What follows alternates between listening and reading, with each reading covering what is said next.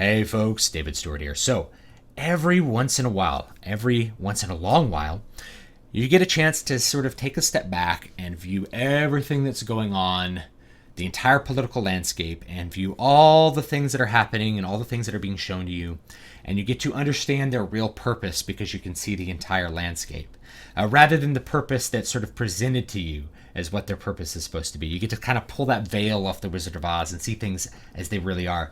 This is a great opportunity to take that step back and look around because of the recent election and now inauguration of Donald J. Trump and all the stuff that's being flung around in media from the old mainstream media sources like Fox News and CNN and New York Times or whatever, and Huffington Post, to like the real alternative media that you might hear on YouTube. It's a really good chance to see those things sort of as they really are. And the idea I want to present to you today, which I think is a very important idea, is that rhetoric is almost never, in almost no case, is it there to actually convince someone who believes in the opposite, right? It's never there to convince your opponent. Almost never. And in very, very rare circumstances, there's people actually trying to convince each other of something. But most debates, you have no hope of convincing the other person on the person on the other side of the debate of taking your position, unless it's like a really, really specific kind of debate, or it's a conversation between friends who haven't fully decided on what position. It's usually two people with like a deep set position, and they're producing arguments, counter arguments, rhetoric, sophistry in a lot of cases, that's designed to convince a third party of which position they should take, and usually a neutral third party in the case of a debate, which is an ever shrinking minority of people that aren't really decided on any particular issue or any particular stance. So it's not there to convince the other person to come over to your side. It's there to convince the person who's on nobody's side to come to your side at best. And then it also serves another purpose, and this purpose is also served by what I think the majority of propaganda serves. And I'm going to use the term propaganda loose enough to include most media that you're going to see from like Huffington Post or any sort of left-aligned or right-aligned thing. So like Huffington Post or like The Blaze or something like that. And the purpose of those pieces of rhetoric is to not to convince the other side at all, because all they mainly do is attack the other side. They sort of vilify the other side. It's to manipulate the emotions of people who already agree with you. And you can manipulate those emotions to do a number of things. You can soothe them to make them feel better about themselves and what political position they happen to have. And you're going to see a lot of that right about now. And you're also going to see it used to create a lot of anger.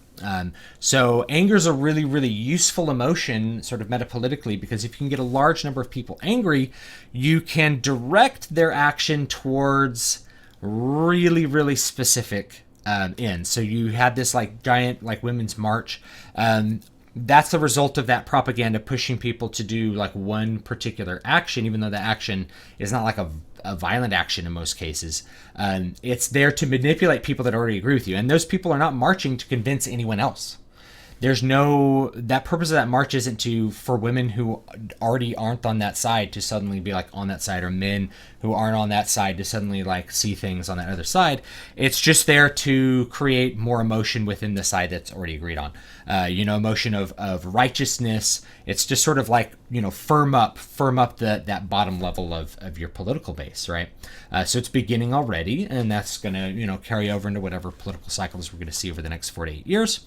That's the real purpose of rhetoric. So the main purpose of rhetoric is either to convince a very, very small minority of undecided people, in which case it's going to be a different kind of rhetoric than what you see over on one of these two sides that's really trying to create emotional influence in whatever side it is. And you're going to see it on both sides. I think on the far right side, you're going to see a lot more people it's going to vilify the other side and be like, we were right. And so people will feel kind of satisfied, which is going to be used, which is used to keep people interested in what's going on. Or you're going to see stuff on the other side to make people angry, which is going to be used to sort of compel them to do some other action. So that's the main purpose of rhetoric. It's actually not to convince the other side at all, although it's usually framed that way. And so once you take that step back and you're able to see these things for what they are, is mostly emotional manipulation. Then you're going to have a really good idea of what is being done to you. Now, I made a couple of videos sort of leading up to the election. One was an essay written by a friend of mine, and one was original. And those two were directed at really specific targets. And so if you want to call them propaganda, they're really specific propaganda targets. One of them was people who are like me, who are libertarians. And the other one was people, I mean, they're basically both towards people that are like me that are libertarians, but they took two different arguments. One was this idea that, voting for a third party in a presidential election, in which case the outcome is either one or two, is definitely between one or two candidates, and can be determined that's not really a useful thing to do.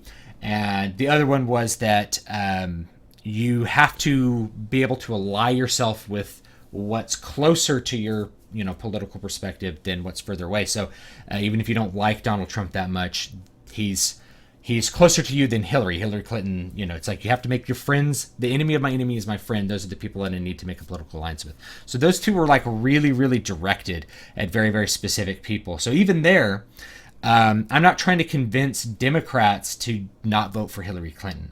I'm trying to convince that narrow margin of people who could be persuaded onto the other side to do so.